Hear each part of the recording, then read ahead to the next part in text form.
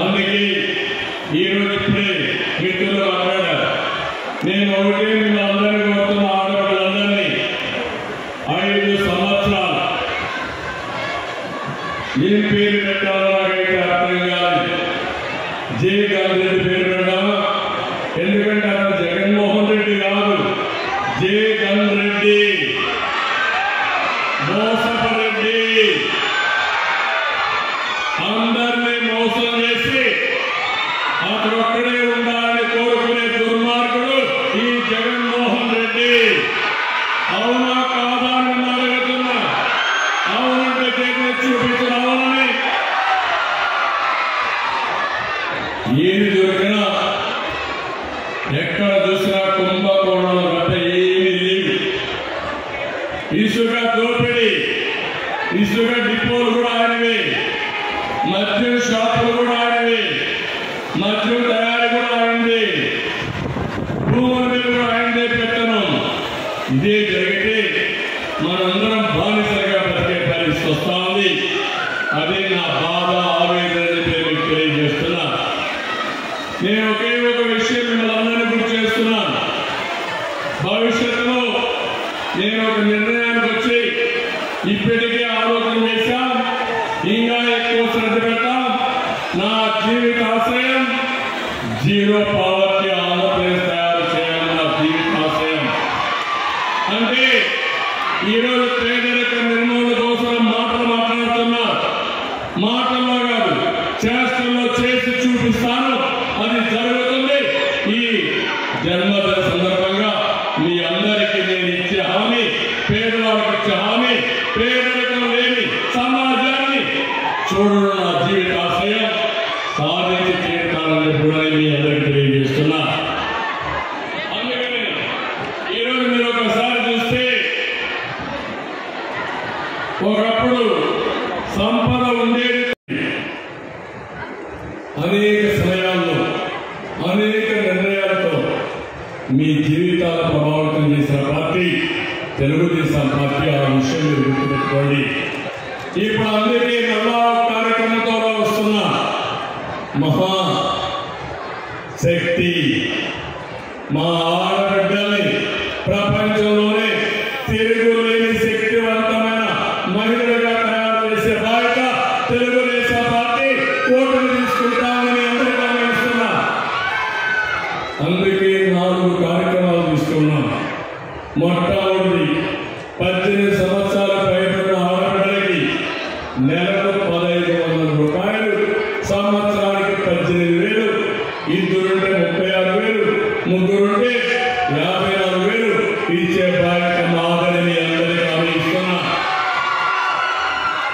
రెండోది మీరు చూస్తే ఎంతమంది పిల్లలు ఉంటే ఎంతమంది పిల్లలకి 15,000 చొప్పున, ఒక పెద్దుంటే 15,000 తల్లికి వందనం, ఇద్దరుంటే 30,000, ముగ్గురుంటే 45,000, నలుగురుంటే 60,000.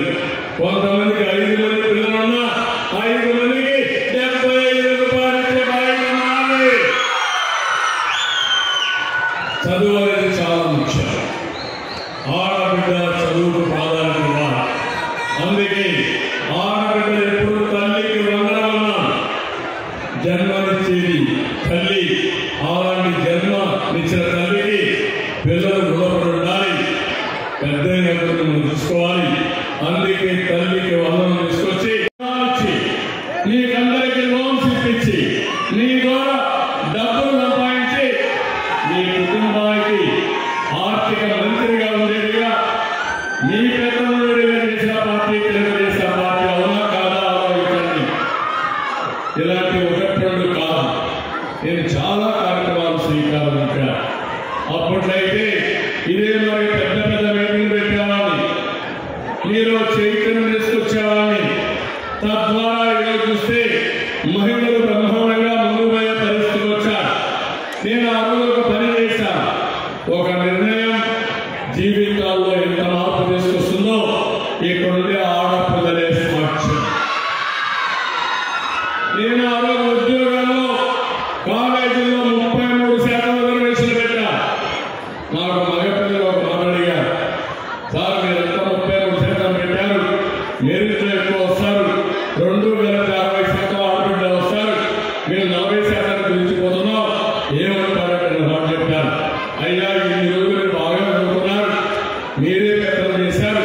కొన్ని రోజులు మా హవా ఆడబిడ్డలు రోజు పెడతా, ఆడబిడ్డలు చేయగలుగుతారని చెప్పి 33% ఉద్యోగాల్లో 33% కాలేజ్ సీట్లో రిజర్వేషన్ పెట్టానా లేదా? అది పెడితే ఆడబిడ్డలు బ్రహ్మాండంగా చదువుకున్నారు.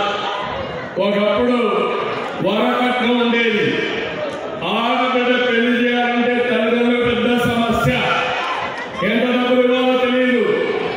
ఈ రోజు చెప్తున్నా, నేను ఒక నిర్ణయం తీసుకుంటే రివర్స్ కట్నం వచ్చింది. మా ఆడబిడ్డలు మగబిడ్డల దగ్గర డబ్బులు డిమాండ్ చేసే పరిస్థితి వచ్చారు తల్లిదండ్రులు. అవునా కాదా ఒక్కసారి గుర్తు. మూడోది దీపం కింద వంట గ్యాస్ ఇచ్చాను, దాన్ని దీపం ఆపేశారు.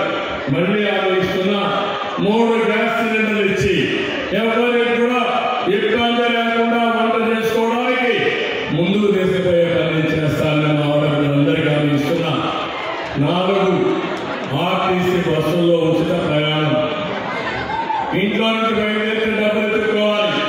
ఇప్పుడు ఏ బాధాలు దర్జాగా బస్సు ఎక్కండి, నా పేరు చెప్పండి, మా డ్రైవర్ చంద్రన్న ఆయన కమిషన్ ఇచ్చారని చెప్పండి, ఈ ప్రభుత్వం కూటమి ప్రభుత్వం చెప్పండి.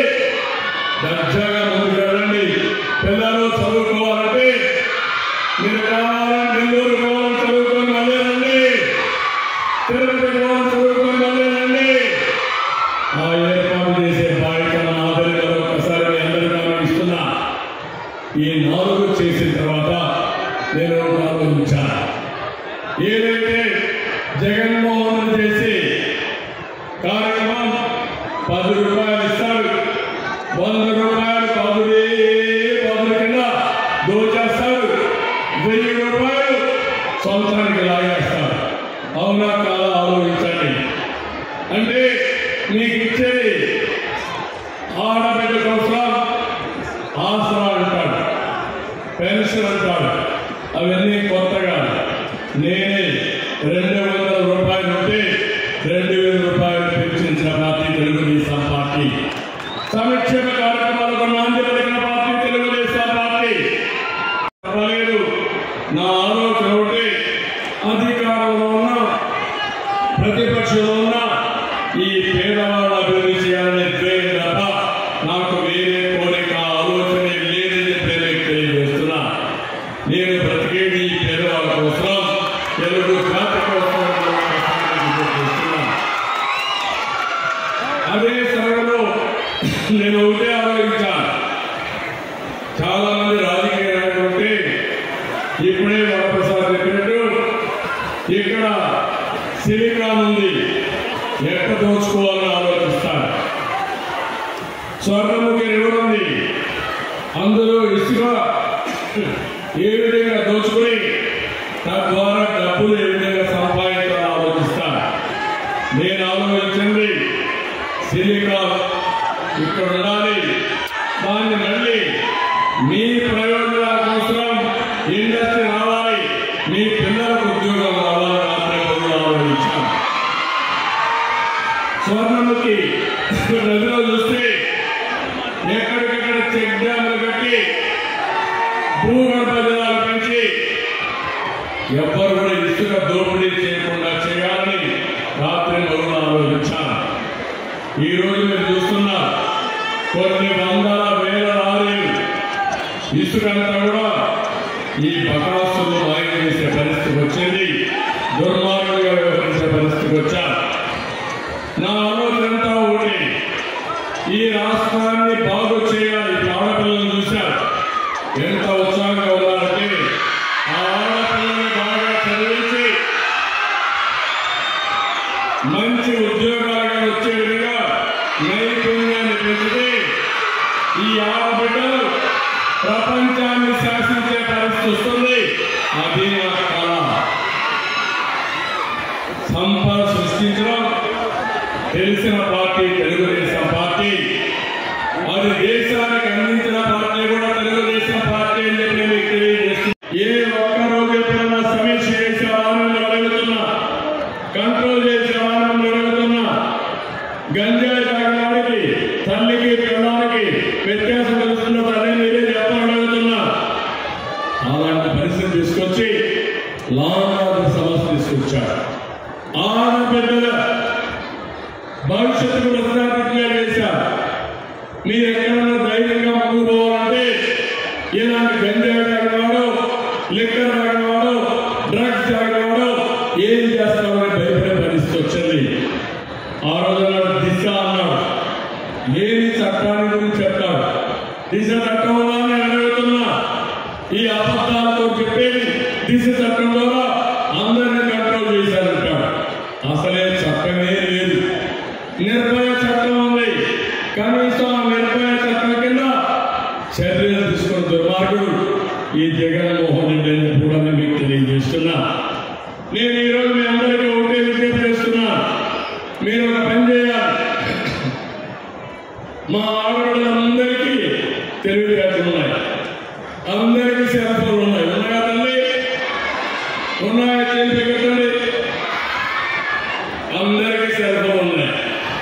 క్యాలిక్యులేటర్ పెట్టుకోండి, సెల్ ఫోన్లో లెక్కేయండి. నేనున్నప్పుడు కరెంటు ఛార్జ్ ఉంటుంది, ఇప్పుడు కరెంటు ఛార్జ్ ఉంటుంది. నెలకు కరెంటు ఛార్జీ ఎంత అదనంగా పడతా ఉంది? 5 సంవత్సరాలకి ఎంత కరెంటు ఛార్జీ అదనంగా పడింది? 2, నేనున్నప్పుడు మధ్య రేట్ 60 రూపాయలు, ఇప్పుడు 200 రూపాయలు పెరిగింది. 140 రూపాయలు. అవునా కదా తల్లి? 140 రూపాయలు రోజుకైతే నెలకైతే అవుతుంది 4,200 రూపాయలు. సంవత్సరానికి ఎంత అవుతుంది? దగ్గర 50,000. 5 ఏళ్ళకి ఎంత అవుతుంది? 2,50,000. ఒక్క మధ్యలో ఈ జలగా మిమ్మల్ని పట్టి పీడించేది 2,50,000 అని చెప్పి మీకు తెలియజేస్తున్నా. ఇదైన తర్వాత నిత్యావసర వస్తువుల ధరలు లెక్కేయండి. ఒకప్పుడు బియ్యం ఎంత ఉంది, ఇప్పుడు ఎంత ఉంది, చక్కెర ఎంత ఉంది, పప్పు ఎంత ఉంది, అన్ని కూడా లెక్కేయండి. లెక్కేసి ఎంత డబ్బులు మీద ఎదుర్కొనిస్తున్నారో లెక్కేసుకోండి. అదేవిధంగా ఈరోజు ఆర్టీసీ రేట్లు ఇవి చేస్తూ అన్నదాతలు అనుకుంటాయి. కొండే ఆడబిడ్డ కూడా రైతు ఆడబిడ్డలు ఉన్నారు, వ్యవసాయం చేస్తున్నారు, కౌలు రైతులు ఉన్నారు. అందుకే కౌలు రైతులు అనుకుంటాం, రైతు కూలీలు అనుకుంటాం. రైతు కూలీలకు ప్రత్యేకమైన కార్పొరేషన్ పెడతామని మీ అందరికీ ఇస్తున్నా. అన్నదాత కింద ప్రతి ఒక్క రైతుకి 20,000 రూపాయల సంవత్సరానికి ఇచ్చే బాధ్యత మేము తీసుకుంటామని మీ అందరికీ ఇస్తున్నా. సాగునీటి ప్రాజెక్టు పూర్తి చేస్తాం. అదే సమయంలో మళ్ళీ వ్యవసాయానికి పూర్వ వైభవం తీసుకొస్తాం. రైతు రాజుగా ముందుకు పోతామని కూడా నేను మీకు తెలియజేస్తున్నా. ఇది కాకుండా ఇంకొక పక్కన మీరు చూస్తే ప్రతి ఒక్కరికి ముసలివాళ్ళందరికీ 4,000 రూపాయలు పింఛన్ ఇస్తాం. పింఛన్ ఇచ్చింది ప్రారంభించింది తెలుగుదేశం పార్టీ, పెంచింది తెలుగుదేశం పార్టీ, మళ్ళా పెంచబోయేది తెలుగుదేశం పార్టీ. ఇంటి దగ్గరనే ఇస్తాం, మొదటి తారీఖు ఇస్తాం, ఎవరికి ఇబ్బంది లేకుండా చూస్తాం, సేవ రాజకీయాలు చేయం. నిన్న మీరు చూస్తే ఇంటి దగ్గర పింఛన్ ఇచ్చే అవకాశం ఉన్నా ఇవ్వకుండా వాళ్ళందరినీ ఎండలో తీసుకొచ్చి కొంతమందిని చంపేసి ప్రభుత్వం హత్యలు చేసి సేవ రాజకీయాలు చేసే పరిస్థితికి వచ్చారు. భవిష్యత్తులో ఒకటే ఇస్తున్నా, ఇంటి దగ్గరనే ఇస్తాం. 1 నెల తీసుకోకపోతే 2వ నెల ఇస్తాం. పెంచిన పింఛను కూడా ఏప్రిల్ నుంచే ఇస్తాం.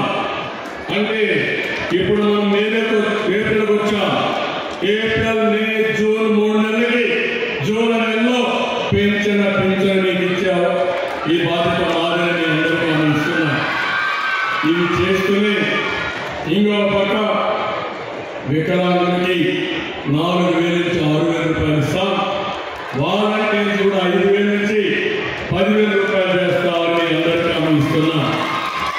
తమలో ఇప్పుడు మీరు ఒక్కసారి ఆలోచించండి. ఈరోజు ఈరోజు రాష్ట్రంలో మద్యం నాశరకం వచ్చిందా లేదా అని అడుగుతున్న ఆడబిడ్డలు. విచ్చలవిడిగా అలాంటి మద్యం తాగడం. రెండోది గంజాయి. ఎక్కడ చూసినా గంజాయి ఏ చిన్న కొట్లో కూడా దొరికే పరిస్థితి వచ్చింది. అంటే మన నిత్యావసర వస్తువులు దొరకవు కానీ గంజాయి మాత్రం ఎక్కడికక్కడ అందుబాటులోకి వచ్చే పరిస్థితి వచ్చింది. దీనివల్ల ఒక్కసారి పొరపాటున మన పిల్లలు ఎవరైనా సరే గంజాయి అలవాటు పడితే, డ్రగ్స్ అలవాటు పడితే ఇది వాళ్ళ చేతుల్లో ఉండదు. చాలా సులభమైపోయింది. కానీ సమస్య సృష్టించిన సంపద ఈ పేదవాళ్ళకు రాకుండా కొంతమంది కోటీశ్వరులు లక్షల కోట్లు సంపాదించే పరిస్థితి వచ్చారు.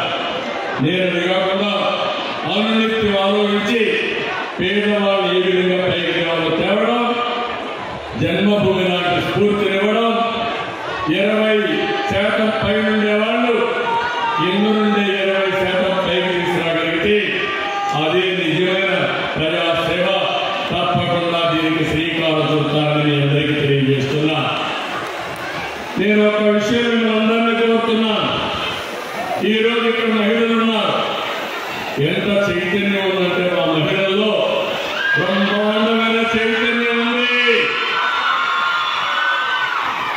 ఒకప్పుడు మీరు ఒకసారి చూడండి, 20-30 సంవత్సరాలకు ముందు ఏమో ఆడబిడ్డలు మీరు బయట వచ్చేవాళ్ళ ఇంట్లో నుంచి రానిచ్చేవాళ్ళ మగవాళ్ళు మిమ్మల్ని. మొట్టమొదటిసారిగా ఆడబిడ్డలను చదివించాలి, చదువు ముఖ్యమని నిర్ణయించిన వ్యక్తి నందమూరి తారక రామారావు. ఎవరా కాదా? పద్మావతి మహిళా యూనివర్సిటీ పెట్టారు. అక్కడి నుంచి ఒక స్ఫూర్తినిచ్చారు. రెండోది, ఆ రోజు ఎన్టీ రామారావు గారు చేసిన పని ఆస్తిలో సమానం ఇచ్చారు.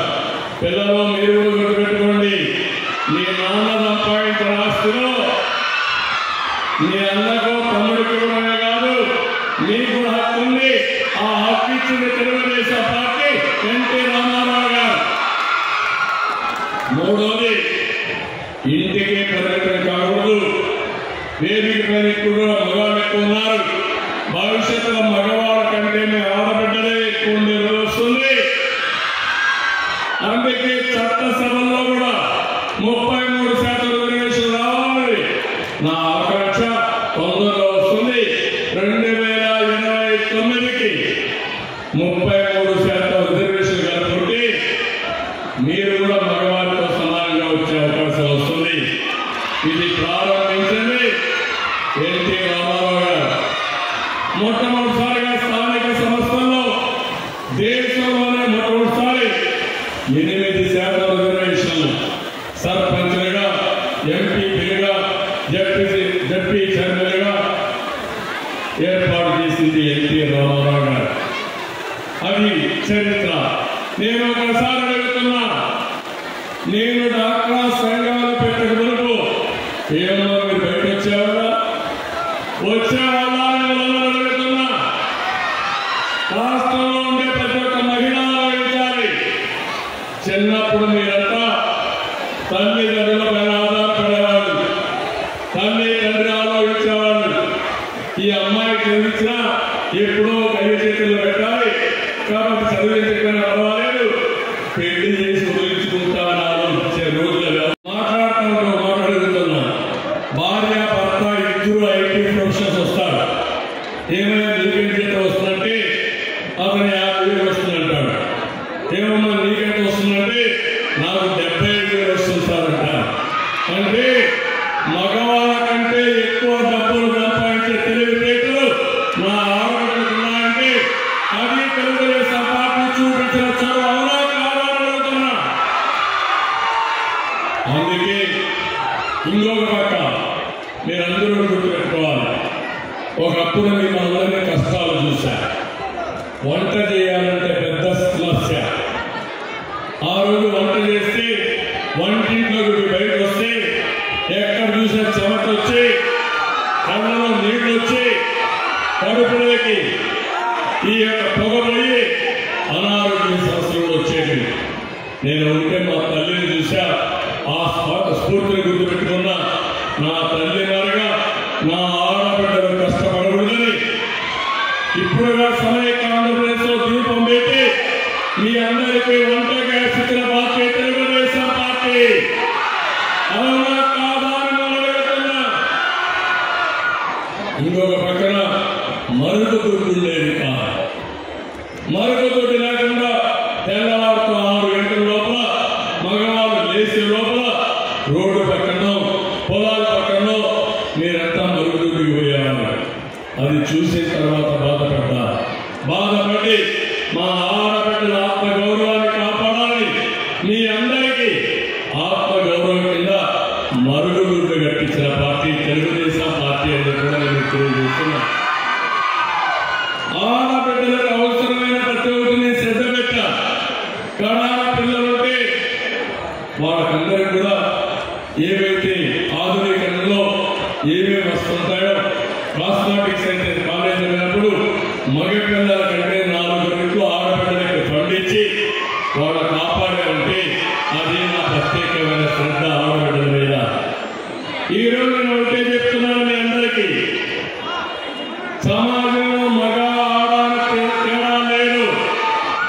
ఇంకొక మాట చెప్పాలంటే మగవాళ్ళకి లెఫ్ట్ బ్రెయిన్ పనిచేస్తుంది, మా ఆడబిడ్డలకి రైట్ బ్రెయిన్ పనిచేస్తుంది.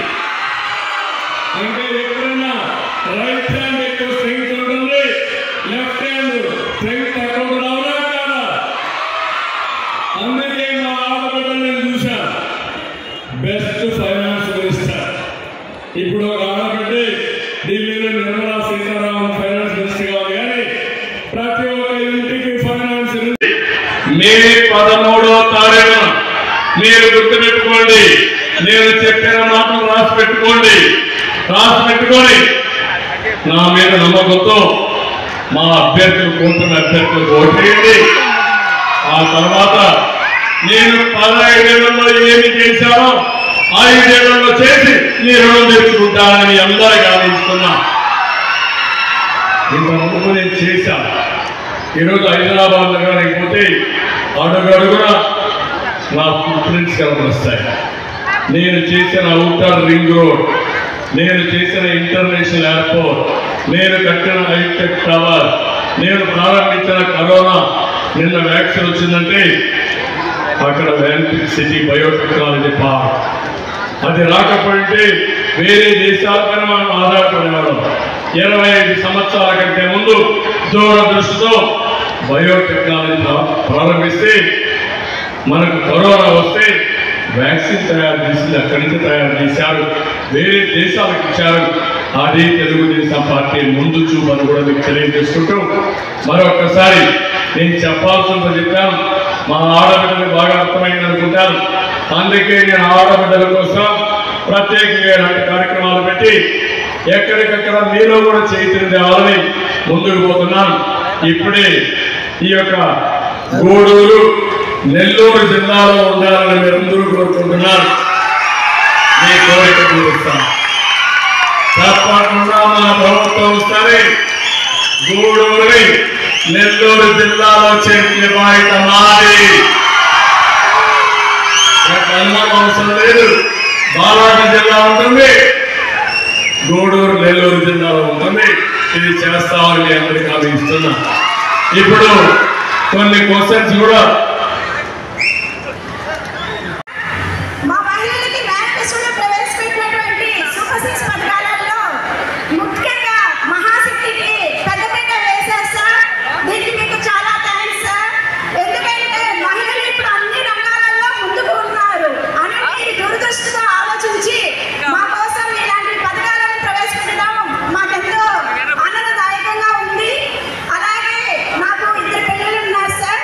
గతంలో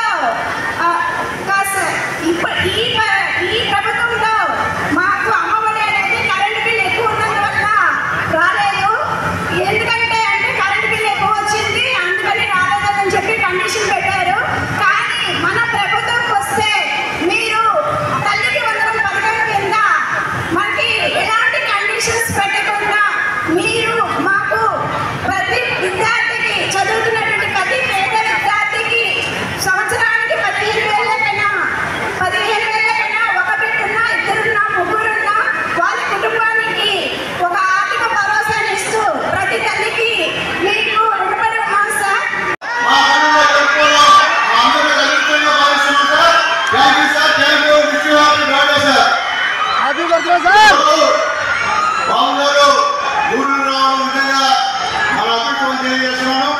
ముఖ్యంగా ఈ రాష్ట్రంలో జరుగుతున్నటువంటి అరాచక పాలనని సమగ్రంగా పాడాలంటే ఖచ్చితంగా మన బాబు గారు ముఖ్యమంత్రి అవ్వాల్సినటువంటి పరిస్థితి ఖచ్చితంగా తెలియజేస్తున్నాను.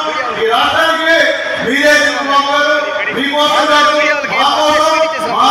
మేము ఊళ్ళో ఒక చిన్న ఇష్యూ సార్, చాలా తగిన ఇష్యూ సార్, ఒక విషయం చెప్పి చూస్తాను సార్.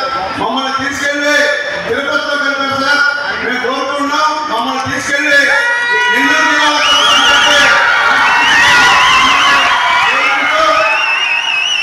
కూడా పెద్ద ఈరోజు ఆశించమని మనందరినీ కోరుకుంటూ నేను సెలవు తీసుకున్నాను.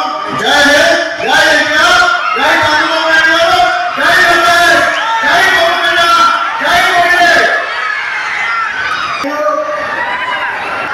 ప్రతి ఒక్కరికి కూడా వారికి జన్మదిన శుభాకాంక్షలు తెలియజేయడంలో నా అదృష్టంగా భావిస్తున్నానని చెప్పి మీకు తెలియజేస్తున్నా. తర్వాత ఇక్కడ చేసుకోవడం అనేది వారి జన్మదినం ఇక్కడ చేసుకోవడం అనేది కూడా నాకు ఎంతో అదృష్టంగా భావిస్తున్నా. ఎందుకంటే చేరు తర్వాత తీపి విలువ తెలుస్తుంది.